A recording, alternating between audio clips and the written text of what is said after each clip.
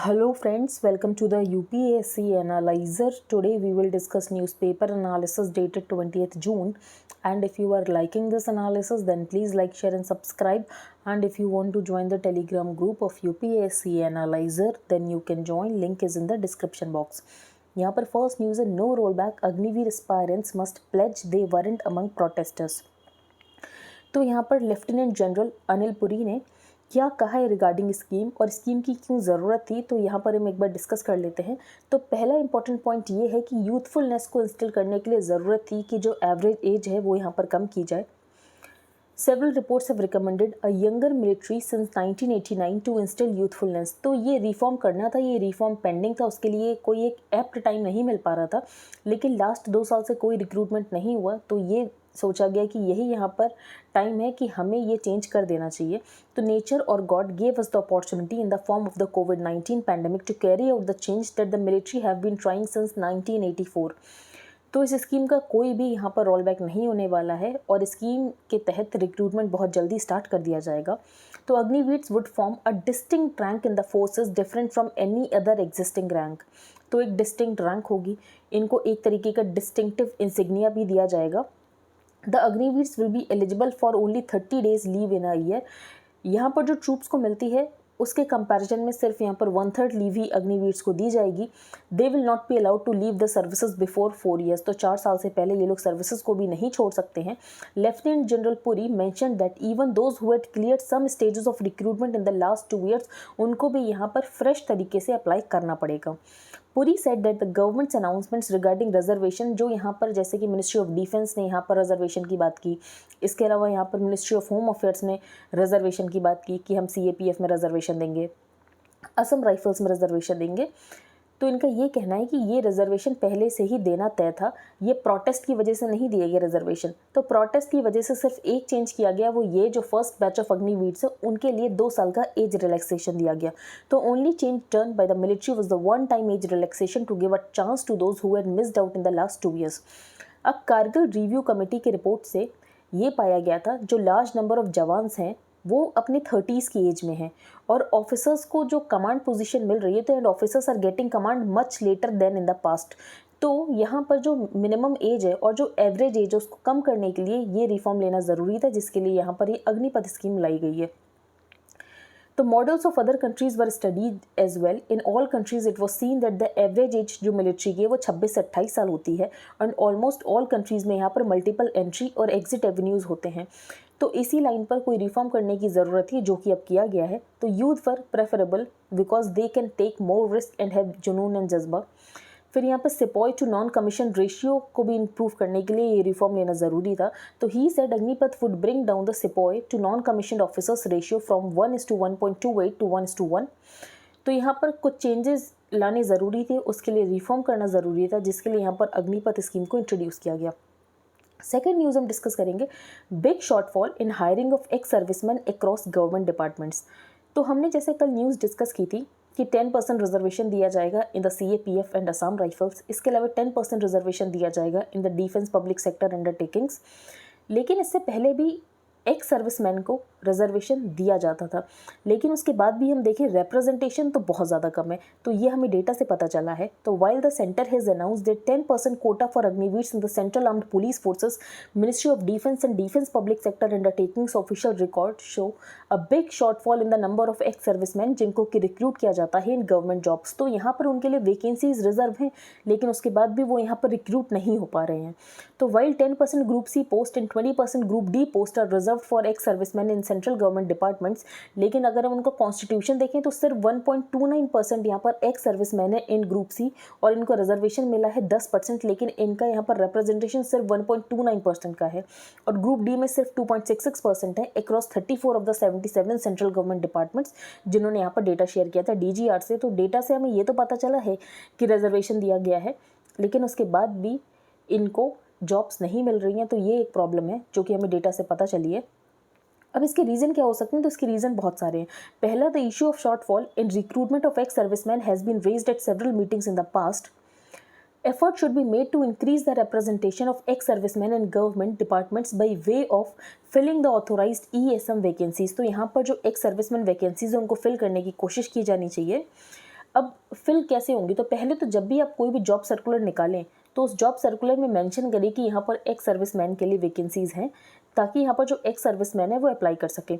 दूसरी प्रॉब्लम ये है कि जो adequate number of ex serviceman है वो या तो अप्लाई नहीं करते हैं या तो वो यहाँ पर ड्यूली क्वालिफाई नहीं होते हैं इस पोस्ट के लिए। तो ये सारी प्रॉब्लम्स दूर होंगी, तभी यहाँ पर जो एक्स सर्विसमैन है उनको यहाँ पर जॉब्स मिल पाएंगी।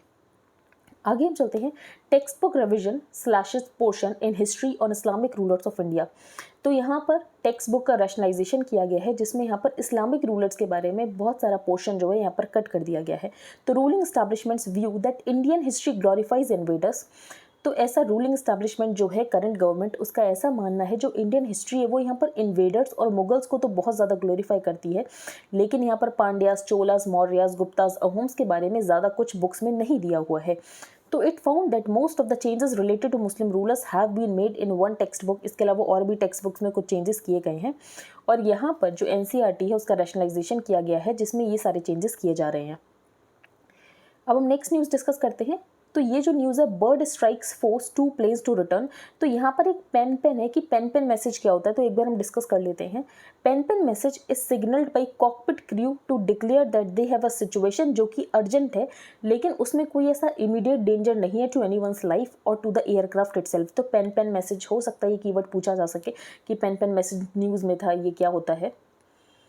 आगे हम चलते हैं। In Arunachal district women lead fight for drug free community. तो यहाँ पर एक डिस्ट्रिक्ट की बात की गई है, चांगलांग। चांगलांग डिस्ट्रिक्ट कहाँ पर है? अरुणाचल प्रदेश में लोकेटेड है। और अरुणाचल में जो ओपीएम है उसको कॉलिकुली रेफर किया जाता है कानी नाम से। तो कानी किसके लिए वर्ड है? तो ओपीएम को कॉलिकुली रेफर किया जाता है यहाँ पर कानी वर्ड से। और चांगलांग कहाँ पर है? अरुणाचल प्रदेश में। ये सब हमने डिस्कस कर लिया। अब हम आगे चलते हैं। इस पेज पर कोई भी इंपॉर्टेंट न्यूज़ नहीं है, ये हम डिस्कस करेंगे। तो कल मैंने आपको बताया था कि अफगानिस्तान में गुरुद्वारे के ऊपर अटैक हुआ है। उसके बाद इंडिया ने just after 2-3 hours of attack, India ने ग्रांट किया है वीज़ास टू 1116 इन अफगानिस्तान। तो Indian government granted visas to 111 Afghan Sikhs who wanted to come to the country. और ये यहाँ पर ई वीज़ास यहाँ पर ग्रांट किए गए हैं, which took place on Saturday when 25 to 30 Afghan Sikhs and Hindus had gathered at gurdwara Dashmesh Pita Guru Gobind Singh करते पारवान, और वहाँ पर अटैक कर दिया गया था। तो यहाँ पर हमने ई वीज़ास ग्रांट किए हैं।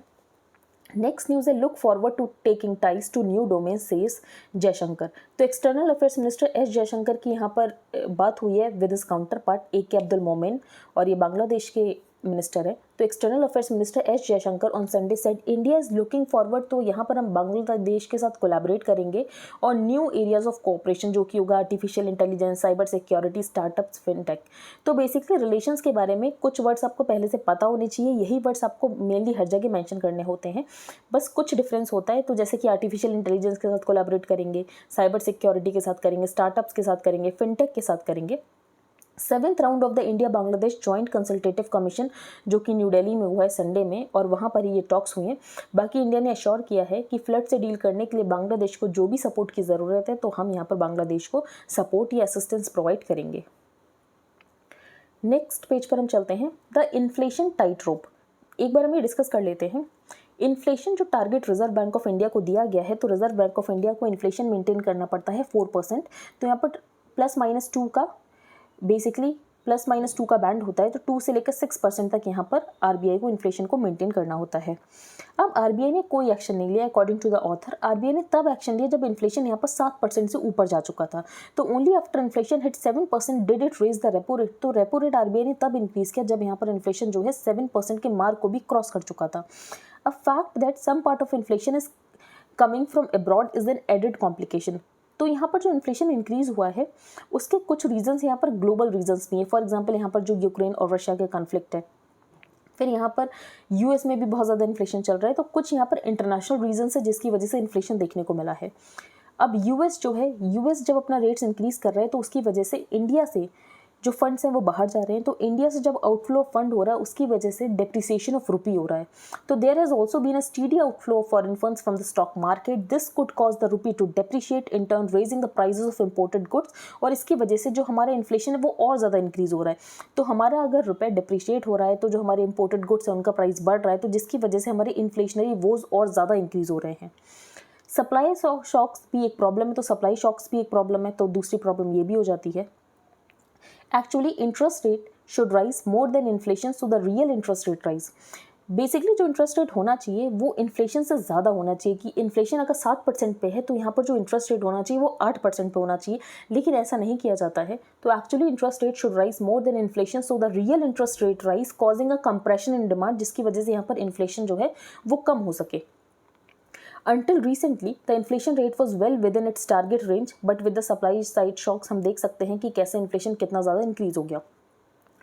The first point relates to agriculture's role in the Indian economy. तो नॉन फूड और नॉन ऑयल कंपोनेंट्स जो है वो कंज्यूमर प्राइस इंडेक्स में 47% कंट्रीब्यूट करते हैं। अब आरबीआई का कोई कंट्रोल नहीं होता कि इंटरनेशनल प्राइसेस क्या होंगे फूड के, फ्यूल के। The second point is the silence on the exchange rate and its effects on output. अब इंडिया में फुल कैपिटल अकाउंट कन्वर्टेबिलिटी नहीं है, तो इंडिया में फुल कैपिटल अकाउंट कन्वर्टेबिलिटी नहीं है, जिसकी वजह से हमें इंटरनल और एक्सटर्नल बैलेंस दोनों ही मेंटेन करना पड़ता है। तो for the OECD countries the external balance was not a constraint any longer, क्योंकि ओईसीडी कंट्रीज में फुल कैपिटल अकाउंट कन्वर्टेबिलिटी है, लेकिन इंडिया में फुल कैपिटल अकाउंट कन्वर्टेबिलिटी नहीं है, इसीलिए हमें अपने फॉरेक्स को अक्यूमुलेट करने की ज़रूरत होती है। तो if it were so, no one would be interested in discussing the country's foreign exchange reserve.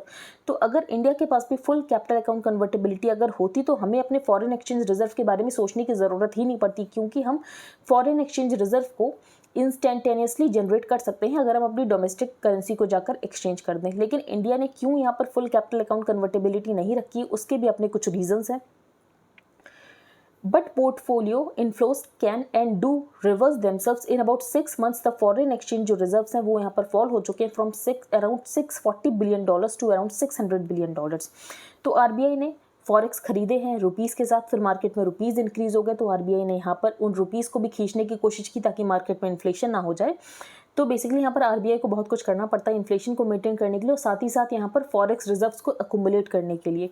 तो in effect we had our own episode of the Dutch disease. अब डच डिजीज़ क्या होता है, तो एक बार ये वर्ड जो है इकोनॉमिक सर्वे में भी मेंशन था, डच डिजीज़। तो एक बार हम डिस्कस कर लेते हैं। Dutch disease is a shorthand way of describing the paradox which occurs when good news such as the discovery of large oil reserves harms a country's broader economy। तो basically एक country के पास बहुत सारा oil reserve मिल गया या बहुत सारा यहाँ पर रिजर्व्स मिल गया है, उसकी वजह से क्या होगा, उस कंट्री में बाहर से बहुत ज़्यादा आउटफ्लो ऑफ फंड होगा कि बहुत सारी कंट्रीज़ इन्वेस्ट करने की कोशिश करेंगे। ठीक है, जब यहाँ पर कंट्रीज़ इन्वेस्ट करने की कोशिश करेंगे तो ऐसे में जो उस कंट्री की लोकल करेंसी होगी वो यहाँ पर एप्रिशिएट कर जाएगी। अगर लोकल करेंसी एप्रिशिएट कर जाएगी तो इसका मतलब ये है कि जो वो कंट्री है वो उस कंट्री के एक्सपोर्ट्स उतना ज़्यादा कॉम्पिटिटिव नहीं हो पाएंगे। तो symptoms include a rising currency value leading to a drop in exports, और जिसकी वजह से उस कंट्री में जॉब्स जनरेट नहीं होगी। तो बेसिकली जिस कंट्री में रिसोर्सेज मिले उस कंट्री की ही इकोनॉमी को वो कैसे हार्म कर रहे हैं, ये बताता है यहाँ पर डच डिजीज़। तो किसी कंट्री में यहाँ पर रिसोर्सेज मिले तो कोई दूसरा कंट्री यहाँ पर आ जाएगा इन्वेस्ट करने। जब दूसरा कंट्री यहाँ पर इन्वेस्ट करने आएगा तो जो उस कंट्री की लोकल करेंसी वो यहाँ पर अप्रिशिएट हो जाएगी। जब उस कंट्री की लोकल करेंसी अप्रिशिएट हो जाएगी तो उसकी वजह से उस कंट्री के एक्सपोर्ट्स यहाँ पर कॉम्पिटिटिव नहीं रह जाएंगे। तो ये होता है डच डिजीज़। नेक्स्ट हम डिस्कस करते हैं article attack on gurdwara in Kabul underlines the difficulties that lie ahead for Delhi's Afghanistan policy. तो यहाँ पर अफगानिस्तान के काबुल में एक गुरुद्वारे के ऊपर अटैक हुआ। अब यहाँ पर बताया कि जो तालिबान जो है वो हेट करता है, उसकी एक एनोमोसिटी है टुवर्ड्स माइनॉरिटीज़, विमेन, ये सब हमें उसकी पॉलिसी से पता चलता है। इन 2018 Kabul had not yet fallen into the Taliban, लेकिन उसके बाद भी हमें एक सुसाइड अटैक देखने को मिला था इन जलालाबाद, जिसकी वजह से 18 लोगों की यहाँ पर जान चली गई थी। 2020 में भी एक अटैक हुआ था गुरुद्वारा के ऊपर, और इन सारे अटैक्स की रिस्पॉन्सिबिलिटी ली थी इस्लामिक स्टेट खोरासन प्रोविंस ने। अब इस्लामिक स्टेट खोरासन क्या है? The Afghan chapter of the Islamic state is quite different from IS in the Levant. अभी जो इस्लामिक स्टेट है इसकी बहुत सारी ब्रांचेज हैं, तो एक इस्लामिक स्टेट लेवेंट में भी है। तो इस बार क्वेश्चन आया था कि लेवेंट जो वर्ड है न्यूज़ में उसका क्या मतलब है। तो Afghan chapter of the Islamic state is quite different from the Islamic state in the Levant. It is hardly cut from cloth separate from the Taliban.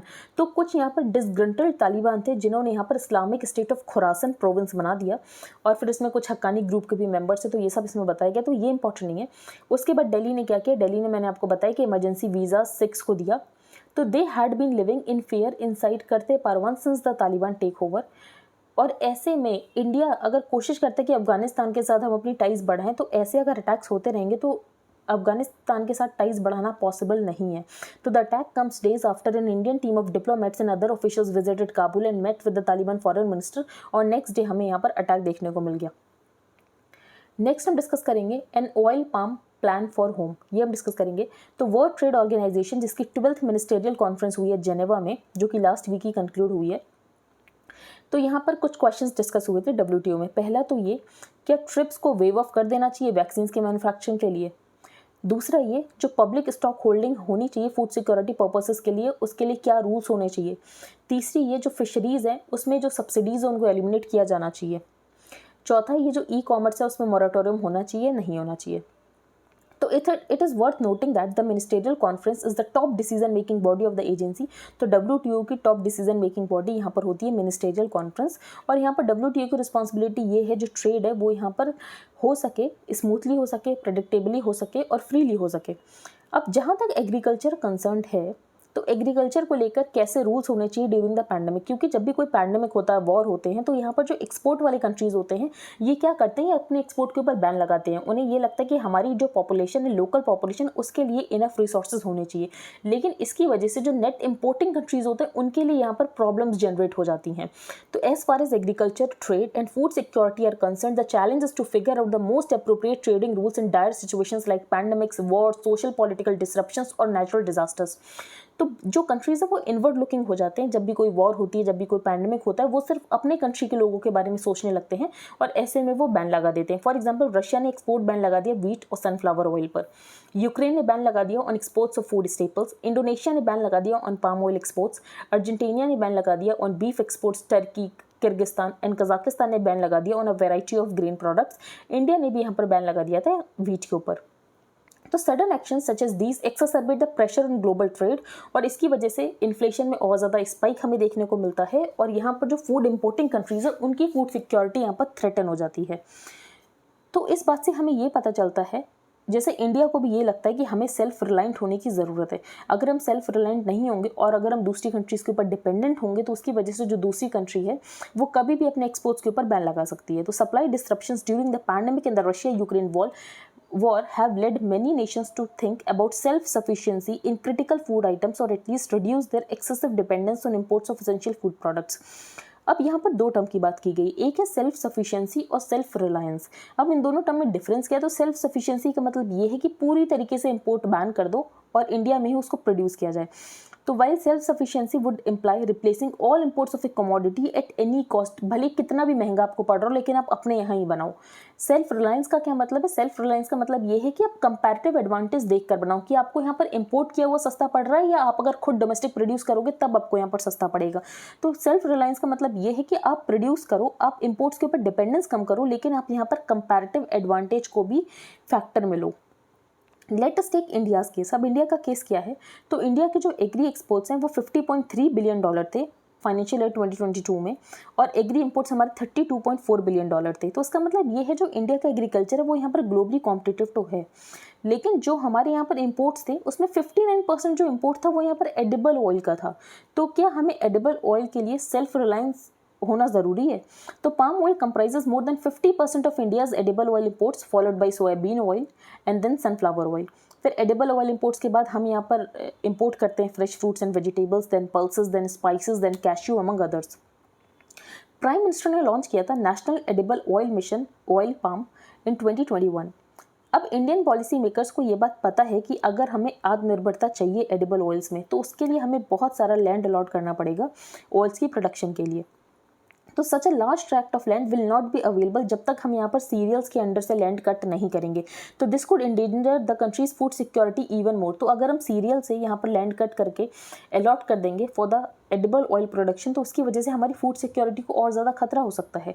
So a rational policy option to reduce import dependence in edible oil is to develop oil palm at home and ensure that it gives productivity comparable to that in Indonesia and Malaysia. तो हम यहाँ पर कम land पर भी productivity ensure कर सकते हैं, तो ऐसे में हमारे एडिबल ऑयल्स इंपोर्ट्स कम हो सकते हैं। तो ऐसे में हमें अपनी यील्ड बढ़ानी पड़ेगी। तो about 4 tons of oil per hectare हमें मिलना चाहिए, जो कि इंडोनेशिया और मलेशिया की प्रोडक्टिविटी है। तो इंडिया ने यहाँ पर 2.8 मिलियन हेक्टेयर्स ऑफ एरिया को आइडेंटिफाई कर लिया है। अभी 1 मिलियन हेक्टेयर की और ज़्यादा ज़रूरत है। तो given the way international prices of edible oils have surged in the last year और so, it may be time for India to ramp up its efforts in developing oil palm. अब oil palm एक long gestation period crop है, तो इसमें 4 से 6 साल लग जाते हैं मेच्योरिटी में। तो ऐसे में जो फार्मर्स हैं उनको कैसे सपोर्ट किया जाए, तो ऐसे में ऑथर ने सोल्यूशन दिया है कि आप यहाँ पर सब्सिडी प्रोवाइड कर सकते हो। फॉर एग्जाम्पल जो अपॉर्चुनिटी कॉस्ट है लैंड की, वो आप यहाँ पर प्रोवाइड कर सकते हो। जो फ्रेश फ्रूट के बंचेस हैं उनका प्राइसिंग फॉर्मूला क्या होना चाहिए, तो आप यहाँ पर लॉन्ग टर्म एवरेज से डिसाइड कर सकते हो कि फ्रेश फ्रूट बंचेस का यहाँ पर क्या मिनिमम प्राइस होना चाहिए जो कि यहाँ पर फार्मर्स को मिलना चाहिए। दूसरी बात, आप यहाँ पर इंपोर्ट ड्यूटी को चेंज कर सकते हो। फॉर एग्जांपल जब आपको लगे कि इंपोर्ट ड्यूटी को बढ़ाना चाहिए, कम करना चाहिए, तो आप इसको चेंज कर सकते हो। बेसिकली आपको इंपोर्ट ड्यूटी को फ्लेक्सिबल रखना है। द अदर ऑप्शन कि आप क्या कर सकते हो, आप ऑयल पाम को एक प्लांटेशन क्रॉप डिक्लेयर कर दो। तो अगर आप प्लांटेशन क्रॉप डिक्लेयर कर दोगे तो जो कॉर्पोरेट प्लेयर्स हैं वो लैंड को ओन कर सकते हैं, लीज कर सकते हैं, और यहाँ पर ऑयल पाम की प्रोडक्शन कर सकते हैं।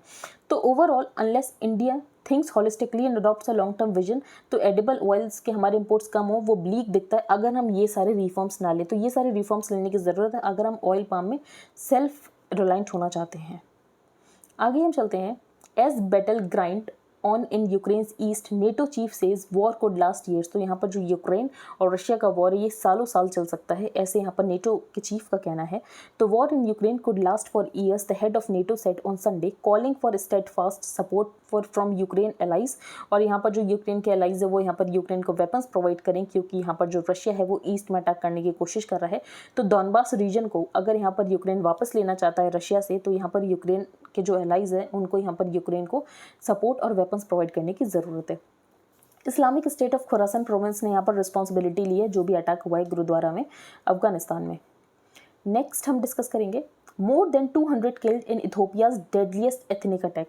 तो यहाँ पर जो एथनिक कम्युनिटी है उसका नाम है अम्हारा। तो अम्हारा कहाँ की एथनिक कम्युनिटी? इथोपिया की, जो कि किल्ड हो गई है in an attack in the country's Oromia region. तो ओरोमिया रीजन कहाँ पर है, कम्युनिटी कहाँ की? अम्हारा। तो ये पता होना चाहिए, दोनों बहुत ज़्यादा इंपॉर्टेंट फैक्ट्स हो जाते हैं। नेक्स्ट हम डिस्कस करेंगे no link between Padma bridge and China's BRI। तो पद्मा ब्रिज यहाँ पर बांग्लादेश में बनाया गया है और बांग्लादेश का ये कहना है कि ये पूरे हमने अपने ही पैसों से बनाया है और हमने यहाँ पर कोई भी फॉरेन फंड्स नहीं लिए हैं। तो Bangladesh on Sunday rejected reports over links between a newly built road bridge and China's $multi-billion belt and road initiative. और यहाँ पर बांग्लादेश का यही कहना है जो कंट्री का लॉन्गेस्ट ब्रिज है वो यहाँ पर बांग्लादेश ने एंटायरली फाइनेंस किया है खुद से, and no foreign funds were used in its construction. What West Seti power project can mean for India Nepal ties. तो यहाँ पर जो वेस्ट सेती प्रोजेक्ट है ये इससे पहले चाइना के पास था, लेकिन चाइना ने इस प्रोजेक्ट से विड्रू कर लिया और हो सकता है कि ये जो प्रोजेक्ट है ये अब इंडिया को मिल जाए। तो India will be taking over an ambitious hydro power project in Nepal West Seti nearly 4 years after China withdrew from it. तो चाइना ने 6 साल एंगेज किया 2012 से 18 तक, फिर चाइना ने इसे विड्रू कर लिया। अब यहाँ पर चाइना ने क्यों विड्रू किया? चाइना का ये कहना है ये फाइनेंशियली अनफीजिबल है और यहाँ पर रीसेटलमेंट और रिहेबिलिटेशन कॉस्ट बहुत ज़्यादा है। अब नेपाल के पास पावर रिसोर्सेज बहुत ज़्यादा हैं क्योंकि नेपाल में बहुत सारे रिवर्स हैं। नेपाल में 6000 रिवर्स है, इसीलिए नेपाल की जो एस्टिमेटेड पोटेंशियल है इलेक्ट्रिसिटी जनरेट करने की वो बहुत ज़्यादा है। तो इंडिया ने नेपाल को बहुत ज़्यादा अप्रोच किया है कि प्रेफरेंशियल राइट्स जो भी है नेपाल वो इंडिया को दे, लेकिन इंडिया को नेपाल इसीलिए नहीं दे रहा था क्योंकि इंडिया जो अपने प्रोजेक्ट्स को टाइम पे कंप्लीट नहीं करता है। तो एन एम्बिशियस महाकाली ट्रीटी वो साइन बैक इन 1996 की यहाँ पर 6480 मेगावाट ऑफ एनर्जी को जनरेट करेंगे, लेकिन इंडिया उसको लेकर अभी तक कोई भी कंक्रीट प्लान लेकर नहीं आया, कोई भी डिटेल्ड प्रोजेक्ट रिपोर्ट नहीं लेकर आया। तो बेसिकली जो इंडिया है वो यहाँ पर टाइमली प्रोजेक्ट्स को कंप्लीट नहीं करता है, ये इंडिया को लेकर एक प्रॉब्लम है। तो what is help build faith. लेकिन अब यहाँ पर नेपाल क्यों प्रोजेक्ट देने लग गया? तो अब नेपाल में एक फेथ डेवलप हुआ है रिगार्डिंग इंडिया, क्योंकि इंडिया ने 900 जो मेगावाट अरुण 3 प्रोजेक्ट्स थे इंडिया ने उसको यहाँ पर सक्सेसफुली एग्जीक्यूट किया है इन द ईस्टर्न नेपाल्स साबा which is being executed by India Sutlej विद्युत निगम अंडर अ बूट स्कीम। तो बूट क्या होता है? Build own operate transfer scheme. Nepals constitution, अब नेपाल में एक कॉन्स्टिट्यूशन है जिसमें एक प्रोविजन है। तो नेपाल के कॉन्स्टिट्यूशन का प्रोविजन ये है कि अगर आप किसी दूसरे कंट्री को नेचुरल रिसोर्स देते हो अपने कंट्री का, तो उसमें पार्लियामेंट में 2/3 मेजॉरिटी से रेटिफिकेशन की ज़रूरत है। तो Nepals constitution has a provision under which any treaty on agreement with another country on natural resources will require parliaments ratification by at least 2/3 majority. तो नेपाल में मैसिव पावर शॉर्टफॉल है। तो नेपाल में 6000 रिवर्स है, उसके बाद भी नेपाल में मैसिव पावर शॉर्टफॉल है। लेकिन करंटली यहाँ पर नेपाल ने कुछ पावर इंडिया को भी एक्सपोर्ट करना स्टार्ट किया था। तो although it is currently selling 364 megawatt power to India, it has over the years importing from India. लेकिन अब यहाँ पर जो नेपाल है वो एक्सपोर्ट भी कर रहा है। And after a standoff between Nepal and India led to the economic blockade of 2015, लेकिन इक्वेशंस चेंज होगी जब यहाँ पर जो ओली थे, ओली चलेगा और यहाँ पे देवबा ने टेक ओवर किया, तो उसके बाद से इंडिया और नेपाल के रिलेशंस इंप्रूव हुए हैं। But the project will be a storage scheme generating power, तो यहाँ पर round the year power generate की जाएगी और ये जो पावर है ये नेपाल इंडिया को भी एक्सपोर्ट कर सकता है। And its success is expected to restore India's image in Nepal, और इंडिया और नेपाल के जो टाइज हैं वो इसकी वजह से और ज़्यादा स्ट्रांग होंगे। तो वेस्ट सेती प्रोजेक्ट कहाँ का है, इससे पहले हमें नेपाल प्रोजेक्ट्स क्यों नहीं दे रहा था, अब नेपाल ने हमें प्रोजेक्ट्स क्यों दिए, ये सब आपको कुछ पॉइंट्स पता होने चाहिए, इससे ज़्यादा कुछ इसमें इंपॉर्टेंट नहीं है। जूनटीन्थ, अब जूनटीन्थ क्या है, तो लास्ट ईयर यूएस प्रेसिडेंट जो बाइडन ने एक लॉ साइन किया था टू कमोमरेट जून 19, क्योंकि जून 19 या जूनटीन्थ को एक फेडरल हॉलीडे की तरह कमोमरेट किया जाएगा, क्योंकि इस दिन एंड ऑफ स्लेवरी हुआ था after the American civil war. तो अमेरिका में इस दिन एंड ऑफ स्लेवरी हुआ था और यहाँ पर अब्राहम लिंकन ने एक लॉ साइन किया था कि आज से स्लेवरी पूरी तरीके से खत्म होती है, और इसको यहाँ पर इमेंसिपेशन एक्ट भी कहते हैं। Juneteenth, a combination of June and 19th is the oldest nationally celebrated commemoration of the ending of slavery in the US observed on June 19 every year, और जिसको यहाँ पर इमेंसिपेशन डे की तरह भी जाना जाता है। इस दिन then President Abraham Lincoln issued the Emancipation Proclamation which declared that all persons held as slaves within the states in rebellion are and henceforward shall be free। तो इस दिन यहाँ पर अमेरिका में स्लेवरी खत्म होती है जूनटीन्थ को। आगे हम चलते हैं। RBI report black swan event में trigger around 7.8 lakh crore outflow. तो यहाँ पर RBI के रिपोर्ट से ये पता चला जो कैपिटल आउटफ्लोज है वो यहाँ पर $100 बिलियन के हो सकते हैं। तो capital outflows to the tune of $100 billion are likely to take place from India in a major global risk scenario or a black swan event। ये यहाँ पर RBI की स्टडी से पता चला है। अब जो इंडिया में पोर्टफोलियो फ्लोज हैं वो बहुत ज़्यादा सेंसिटिव होते हैं। बेसिकली यहाँ पर कोई भी एक ग्लोबल इवेंट होता है और इंडिया से यहाँ पर जो फंड्स है वो बाहर जाना शुरू हो जाते हैं। तो for India portfolio flows are the most sensitive to shifts in risk sentiment. Equity flows यहाँ पर और ज़्यादा वोलेटाइल रही हैं कंपेयर टू डेट फ्लोज, जैसे कि ग्लोबल फाइनेंशियल क्राइसिस में भी बहुत ज़्यादा आउटफ्लो हुआ था, देन फिर taper tantrum, US presidential election and now Covid. तो जिसकी वजह से यहाँ पर बहुत ज़्यादा आउटफ्लो होता रहता है इंडिया में, और जो हमारा मार्केट है फिर बहुत ज़्यादा वल्नरेबल हो जाता है। नेक्स्ट यहाँ पर श्योरिटी बॉन्ड के बारे में डिस्कस किया गया है। तो श्योरिटी बॉन्ड क्या होते हैं, तो श्योरिटी बॉन्ड एक इंश्योरेंस कंपनी प्रोवाइड करती है on the behalf of the contractor, उस एंटिटी को जिस एंटिटी ने उस कॉन्ट्रैक्टर को यहाँ पर प्रोजेक्ट दिया है। फॉर एग्जांपल यहाँ पर गवर्नमेंट ने किसी कॉन्ट्रैक्टर को कोई प्रोजेक्ट दिया है, तो वो कॉन्ट्रैक्टर यहाँ पर क्या करेगा, वो कॉन्ट्रैक्टर एक श्योरिटी बॉन्ड लेकर आएगा किसी इंश्योरेंस कंपनी से, और वो जो बॉन्ड है वो यहाँ पर गवर्नमेंट को दे देगा।